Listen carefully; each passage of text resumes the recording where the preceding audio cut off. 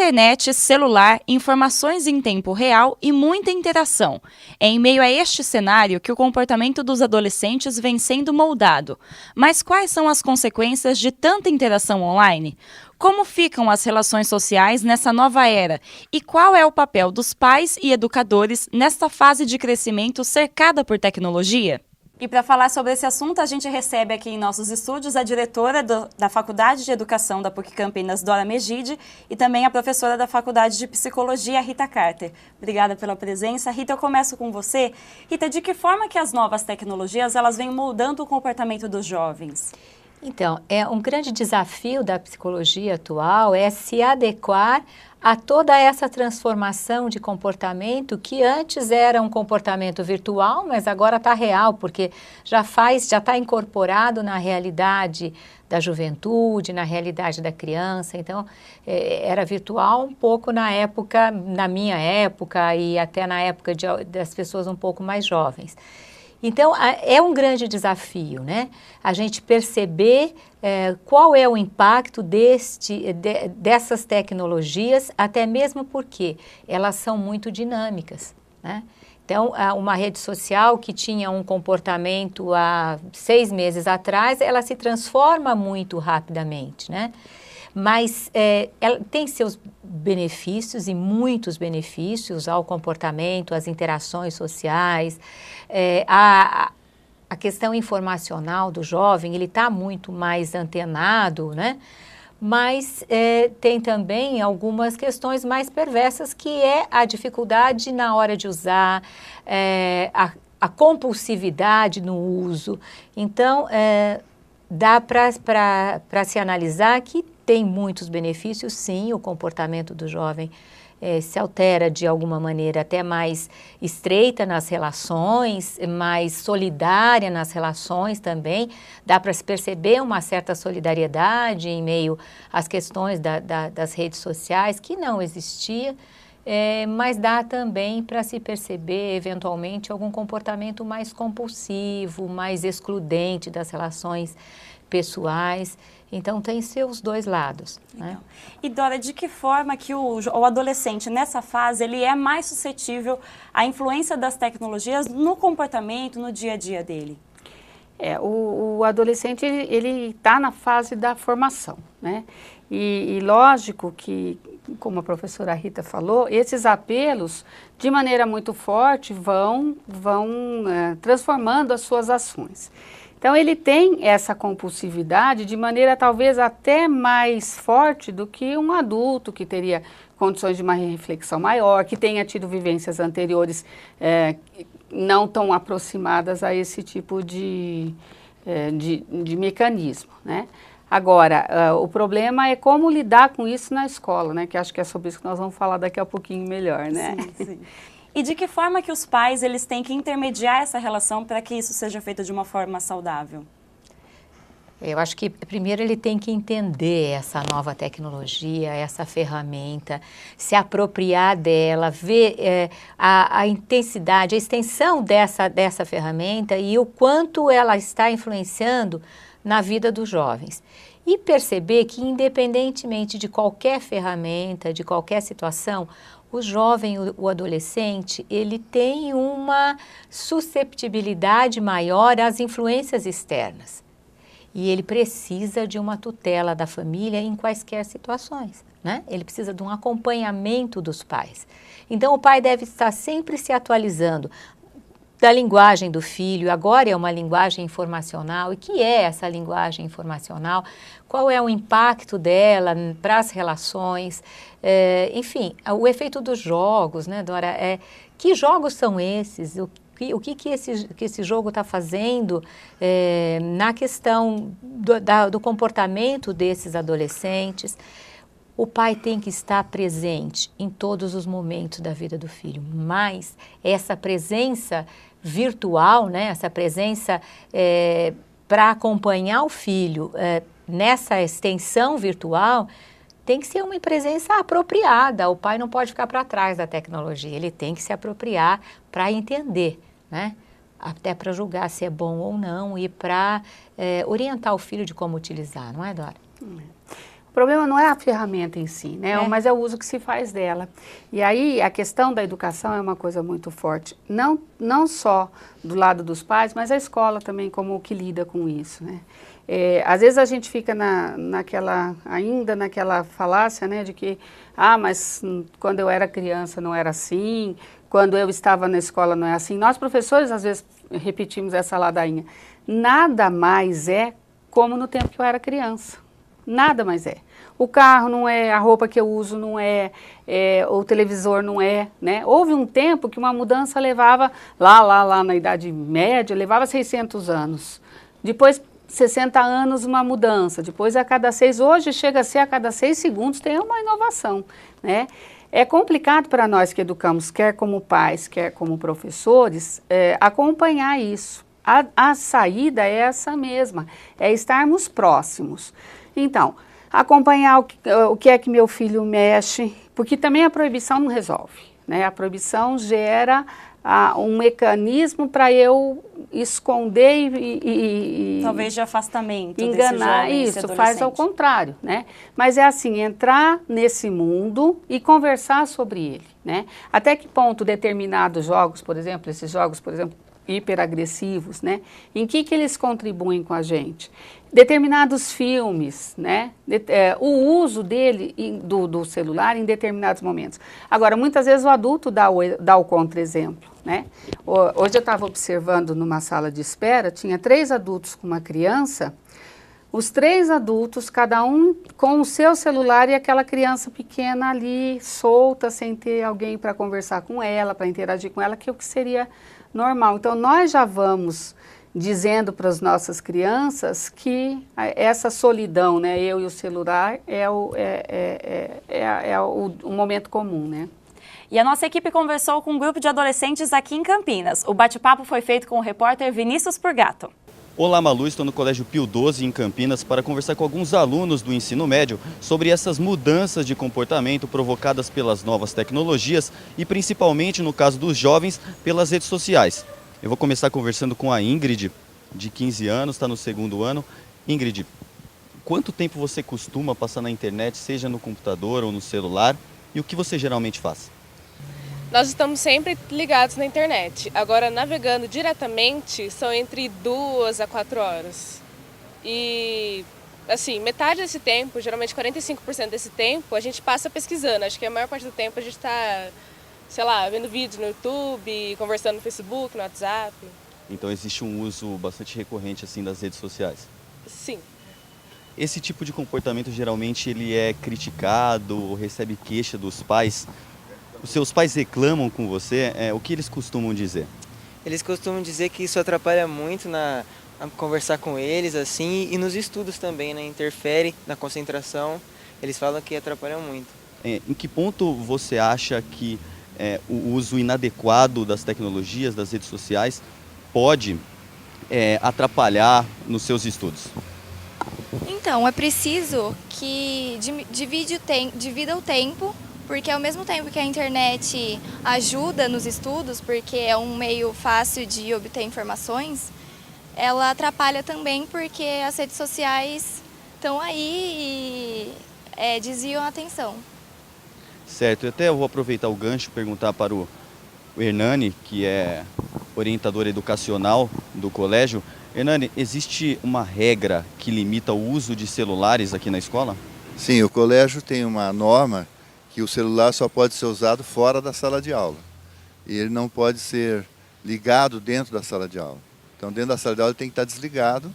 E se por um acaso o aluno tocar o celular dele, ele é recolhido e vem para minhas mãos e eu tenho que conversar com esse aluno e orientá-lo sobre essa atitude, né? O celular em si hoje ele é muito usado e a gente não pode estar deixando que a família não tenha o uso dele dentro da escola. Chamá-los num momento de emergência, numa saída mais cedo, se o aluno passar mal, tal. Então ele é usado, mas nessas circunstâncias. E os alunos costumam respeitar essa recomendação?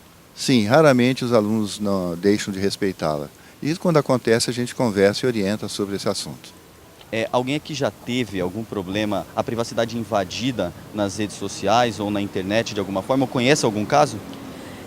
Eu nunca tive a privacidade invadida, mas eu já conheço casos de meninas que tiveram fotos íntimas soltadas na internet e também de alguns assuntos pessoais que não queriam que as pessoas ficassem sabendo e daí foi lá e estava na internet, todo mundo viu, todo mundo deu risada ou todo mundo criticou.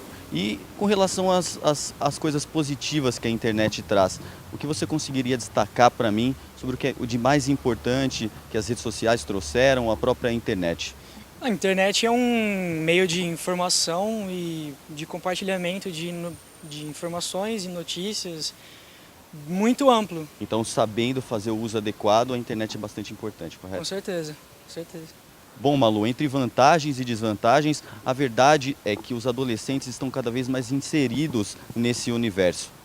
Eu gostaria da opinião dos nossos entrevistados, o que pode ser feito para que os estudantes tenham um uso equilibrado das redes sociais e da internet.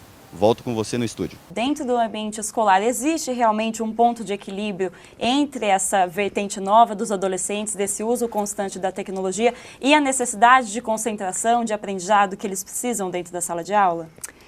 Tem que existir, né? Tem que existir. Eu sou professora há muitos anos. Quando eu comecei a lecionar, e eu trabalho muito com a área de matemática, o nosso grande problema era a calculadora, né? Nossa, usar o calculador, então ninguém mais vai aprender matemática, porque vai usar a calculadora. Depois começou o computador e assim vem, nós estamos agora na fase da internet. Eu penso que esses artefatos todos, eles têm que entrar para a sala de aula, porque proibir não adianta, como eu disse há pouco. O que a gente tem que saber fazer é combinar no ambiente que a gente está trabalhando, como fazer uso dessas tecnologias. O professor não pode esquecer que ele é o líder, naquele momento ele é o líder daquela turma. Tem que ter seus objetivos muito claros e dividir com seus alunos esses objetivos.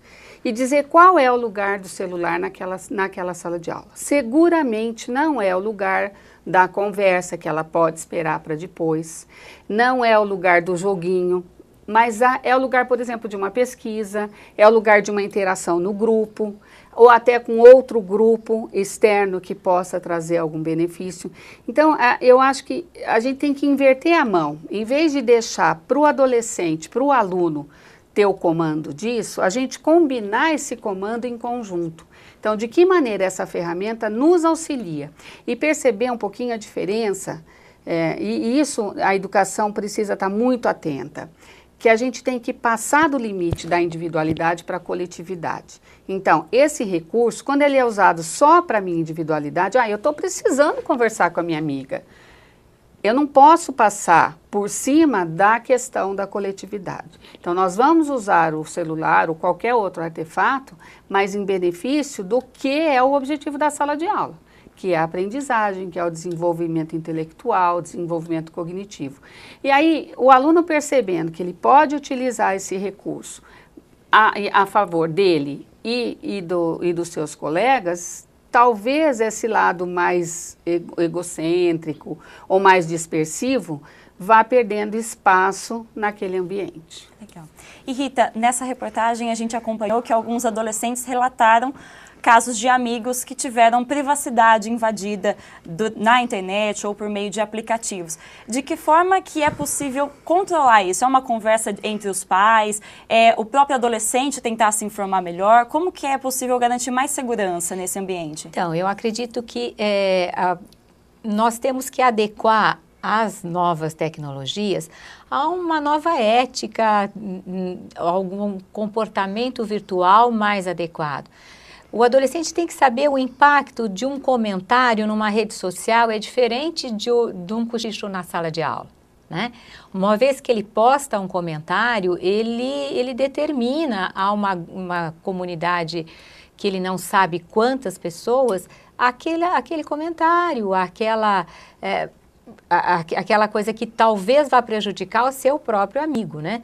Então ele tem que saber, ele tem que entender o impacto de uma rede social, o impacto desse poder comunicacional e usá-lo de uma forma ética. Isso tem que partir do adulto, isso tem que partir de um comportamento de se comentar, de se curtir coisas que não são tão adequadas, né? E o pai tem que estar sempre atualizado e acompanhar um pouquinho o comportamento do filho naquela rede social, né? Porque é o pai que vai trazer essa adequação de comportamento. Claro que o educador vai dizer, vai falar, vai tentar estabelecer um comportamento ético de utilização das redes sociais, mas há que existir também uma ética interpessoal para que ela se projete no mundo virtual. E quem garante essa conduta é a família, em primeira instância, né? Que tem que ensinar, que tem que dar um modelo de como se comportar com o colega. E fazer disso, né, uma ferramenta em benefício do aluno, em benefício do filho, em benefício daquele ser humano que está crescendo, trazer para a sala de aula de uma forma bastante benéfica. Eu tenho alguns modelos de aula mesmo, eu acompanho estágio na Faculdade de Psicologia. Então, cada grupo de estágio meu tem um grupo de WhatsApp. Então, eu sei em tempo real o que o grupo está fazendo, como ele se preparou, quem foi. Usar dessa maneira, você consegue estar mais presencial na vida do seu aluno e você consegue ser mais efetiva na orientação que você dá para o seu aluno. Então, se o pai tem lá um grupo familiar, ele está muito mais presente do filho e ele está dando aquele modelo, né? E é o modelo, é o acompanhamento que vai prevenir, que vai auxiliar. O adolescente, ele não tem uma conduta ética estabelecida. Ele precisa que o adulto e que o educador o oriente nessa trajetória. Né? E justamente sobre a importância da família nessa supervisão dos adolescentes, a Rafaela Ribeiro conheceu 2 adolescentes de 15 anos que fazem muito sucesso na internet. Acompanhe só. Sei que ainda sou um moleque, nem fiz 17, mas isso não importa. Por onde eu passo e tudo que eu faço vai virar moda. E já virou moda. Na rede social, Tadeu e Danilo, ou Teteu e Dani, como são conhecidos, somam mais de 90 mil seguidores. Hoje, os garotos de 15 anos são os chamados famosinhos da internet. Começou comigo que eu começava a fazer vídeos engraçados na internet.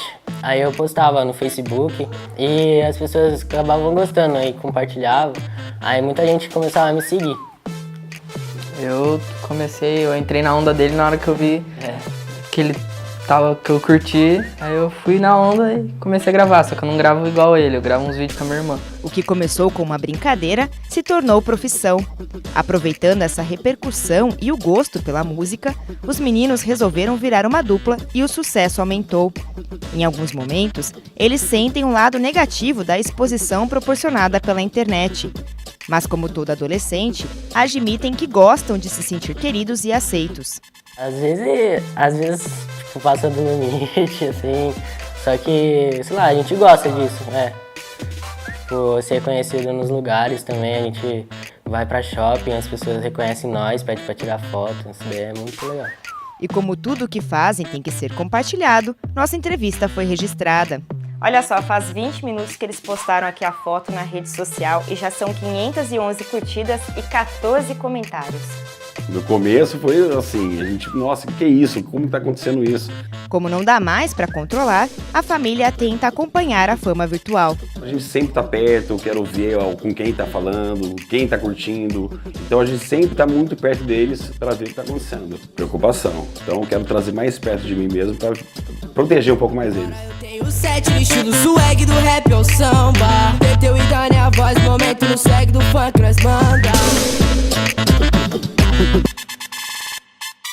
A gente viu aí na reportagem que eles são bem populares, e a gente entende que os adolescentes têm essa necessidade de participar de um grupo e até esse apelo por procurar ser popular, ser reconhecido. Mas até que ponto que isso é saudável, essa busca por popularidade? Então, ela é muito complicada, né? Sobretudo nessa fase, como mostrou a matéria, eles estão se fazendo, eles estão se tornando ainda, né? Então, tem questões todas do seu caráter que estão em construção. O pai, na matéria, explica bem que está sempre próximo, está sempre junto, mas isso tem que ser de maneira muito intensa, porque daí para a gente se desgovernar um bocadinho não custa, né? E o apelo do grupo é muito complicado, então aquilo que de repente começou como uma brincadeira, né? E aí as postagens, os cliques aí vão aumentando, vai trabalhando um ego de maneira diferente aí, né? Então, eu acho isso complicado. Agora, é interessante a coisa do adulto fazer parte desses grupos, pertencer também, ouvir o que está sendo falado, ler o que está sendo postado. Eu participo de grupos com meus alunos, né? Agora nem tão adolescentes mais, mas no início da juventude. E já por algumas vezes, quando eles postam alguma coisa não muito delicada ou não muito, que não acrescente muito, de maneira, eu chamo individualmente na mensagem lá e falo, olha, você já pensou na repercussão disso que você falou? Talvez isso tenha um cunho de preconceito, será que isso aqui não vai atingir aquele colega, porque eu também faço parte do grupo classe, né, do grupo dos alunos ali. Então, e às vezes, muitas vezes me responde, puxa, professora, eu não tinha visto por esse lado, eu não tinha pensado que a repercussão poderia ser essa, né? Então, nós adultos fazemos, não só na questão de julgar, mas ajudar que ele compreenda a extensão daquilo que está postando, né? Legal. E Rita, a gente sabe que esses adolescentes, eles buscam sempre essa obsessão pelos likes, eles estão conectados o tempo todo. Até que ponto isso é saudável? Dá para saber se o seu filho, ou enfim, algum adolescente, ele já está se tornando refém dessa tecnologia? Então, isso aí tem que haver um limite para tudo, né? Até mesmo para estudar. Você não pode passar o dia inteiro estudando. E você não pode passar o dia inteiro na internet, você não pode passar o dia inteiro no lazer. Então, tem que haver um equilíbrio. E como dosar esse equilíbrio, né? Como imaginar o que é de fato proveitoso? Essencialmente pela atividade que seu filho faz na internet. Porque se ele fica na internet fazendo uma busca, uma pesquisa, é diferente dele ficar jogando um jogo, ou diferente ainda dele ficar jogando um jogo muito perverso, de muita violência e tal. Tem que saber quantificar e qualificar esse uso. Não é só a quantidade, não é só o tempo que ele está lá, mas também a qualidade do uso que ele está fazendo daquela situação, que não necessariamente é só a internet, pode ser uma televisão, pode ser um cinema, pode ser ficar só na rua o dia todo também, jogando bola. Então, tem que equilibrar, tem que dosar, tem que diversificar para que a criança, para que o adolescente, para até que nós adultos tenhamos várias oportunidades. E, essencialmente, para que a gente também não perca aquela interação presencial. Ela é vital para qualquer momento, né? Não se vai casar nem constituir família somente pela internet. Então, eu vou precisar dessa relação interpessoal. E se eu não treinar essa relação interpessoal, se eu não vivenciar essa relação interpessoal, ela vai deixar de existir, ou ela vai, sabe? Imagina você chamando seu filho para jantar pelo WhatsApp, dentro de casa. Isso não existe, né? Então, eu preciso manter, né, no meu filho esse hábito presencial, esse hábito interpessoal. Partindo de mim, eu não posso ir buscá-lo na escola falando no celular, colocar ele no carro falando no celular, eu não posso jantar com o celular do lado e atender o celular no meio do jantar, né? Partindo de mim, o modelo para que essas relações familiares se estendam para as relações interpessoais mais extensas, né, mais abrangentes, sempre tentando preservar isso. Então, a medida exata, ela vai ser qualificada no cotidiano de cada adolescente, nos apelos que ele tem durante o dia, né? E em que ponto que esse adolescente, à medida que ele vai passando para a vida adulta, os pais podem começar a relaxar um pouco mais com relação a essa vigilância, a esse acompanhamento dos adolescentes nessa supervisão de uso de tecnologia, computador, aplicativos? Qual é a idade, né? Qual é a idade da maturidade? Com que idade você pode se desencilhar da atenção dos seus pais, do acompanhamento dos seus pais, do carinho dos seus pais, ou da preocupação deles, né? Se você for perguntar para um pai quando é que você vai deixar seu filho sozinho, ele vai dizer quando eu tiver uns 100 anos, né? Eu acho que sempre a gente vai, enquanto pai, enquanto responsável, enquanto adulto, enquanto educadores, sempre a gente vai ter um papel de orientação, né? A preocupação é que diminui à medida que aumenta a responsabilidade daquele ser que você ajudou a educar, né? A hora que você percebe que aquela autonomia, que aquela responsabilidade, que aqueles padrões éticos que você tentou passar estão presentes, você fala, ai, que alívio. E você começa a aprender muito mais do que ensinar. A idade a gente não pode prever, né? Rita, Dora, obrigada pela participação de vocês aqui no Ponto de Encontro. Este programa e outras produções da TV PUC você acompanha no site que aparece na sua tela. Obrigada pela companhia e até o nosso próximo encontro. Tchau, tchau!